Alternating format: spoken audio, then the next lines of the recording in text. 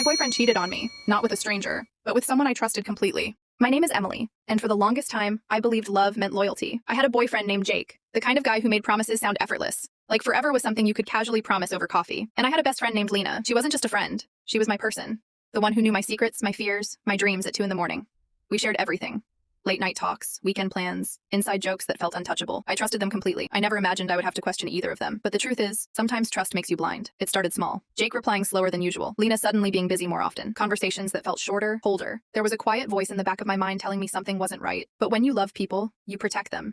Even from your own instincts. So I ignored it. I told myself I was overthinking. I told myself real love doesn't doubt. I told myself loyalty means believing the best in someone, even when the signs feel wrong. Then one night, my phone buzzed. It was a message from a number I didn't recognize. No greeting, no explanation, just one sentence. You deserve to know the truth. There was a screenshot attached. I remember staring at the loading icon, my heart racing, my hands suddenly cold. When the image finally appeared, it felt like the ground disappeared beneath me. It was Jake, sitting in Lena's car, her hand resting gently on his arm, both of them smiling like they were in their own private world. In that moment, I didn't cry. I didn't scream. I froze. It was like my body shut down to protect me from what my eyes were seeing. I called Jake. No answer.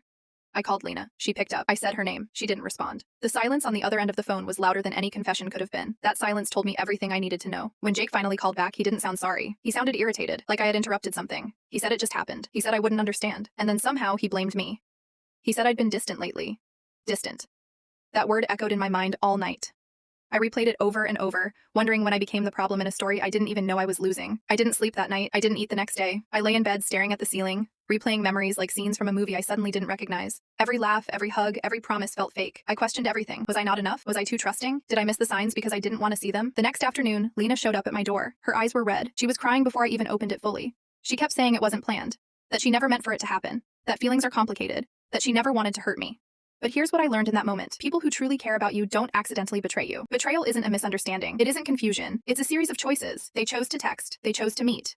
They chose to hide it. And they chose to lie. I didn't yell. I didn't beg for explanations. I simply looked at her, the girl who once promised she would never hurt me, and realized I didn't recognize her anymore. I asked her to leave, and when the door closed, something inside me shifted. The version of me who accepted excuses instead of respect disappeared that day. The weeks that followed were quiet and heavy. There's a certain kind of loneliness that comes from losing 2 people at once. The person you loved and the person you trusted with that love. I had to rebuild my routine without them. No more good morning texts, no more spontaneous plans, no more late night phone calls.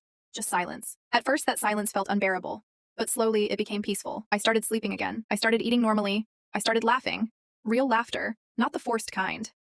I began spending time with people who didn't make me question my worth. I started rediscovering parts of myself that had been wrapped up in them. I realized something important. I wasn't distant. I wasn't unlovable. I wasn't lacking. They were dishonest. And that had nothing to do with my value. Betrayal has a way of making you feel small, like you weren't enough to keep someone loyal. But loyalty isn't something you earn by shrinking yourself. It's something someone gives because they choose integrity. What hurt the most wasn't that they fell for each other. It was that they looked me in the eyes every day and pretended. It was the lies. It was the way they made me doubt my own intuition. But pain, as sharp as it is, can also be a teacher. That experience taught me that real love doesn't make you compete. Real love doesn't replace you when things get difficult. And real friendship doesn't betray you in secret. I learned that walking away is sometimes the strongest thing you can do.